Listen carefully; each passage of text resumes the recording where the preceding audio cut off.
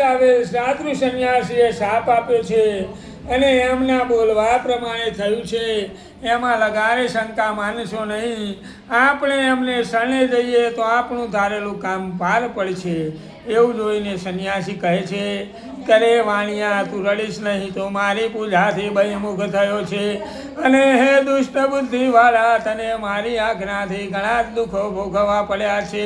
એવું પરમ ભગવાનનું વાક્ય સાંભળી સાધુ વાણીઓ સત્યનારાયણ દેવને સ્તુતિ કરવા લાગ્યો. સાધુ વાણીઓ કહે છે કે હે દેવ, પણ આપણી માયાથી બ્રહ્માદિ દેવ મોહિત થયા છે.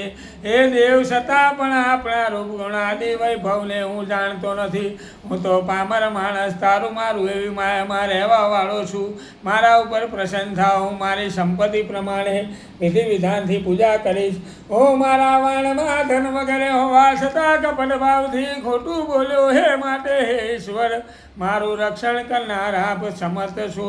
એવું ભક્તિભાવયુક્ત સાધુ વાણિયાનું વચન સાંભળી ભગવાન સત્યનારાયણ પ્રભુ સંતોષ પામ્યા અને સાધુ વાણિયાને મનવાસિત ફળ આપી અંતર ધ્યાન થયા. એટલામાં સાધુ વાણીઓ જુએ છે તો પોતાનું વાણ પ્રથમ ધનથી ભરેલું જોયું, અને આવા આશ્ચર્ય જોતા જ કહે છે કે આ મારું સત્યનારાયણ દેવના પ્રસાદ થકી ઈચ્છિત પૂર્ણ થયું.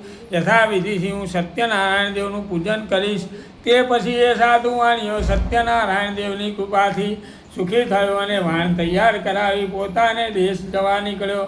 વાણમાં બેઠેલ જમાઈ અને સસરો કહે છે કે હે જમાઈ રાજ, મારી રત્નપુરી નગરી દેખાય છે, તે જુઓ. એવું કહીને પોતાના ધનનું રક્ષણ કરનાર સિપાહીમાંથી એકને પોતાને ઘેર વર્તમાન કહેવા મોકલ્યો.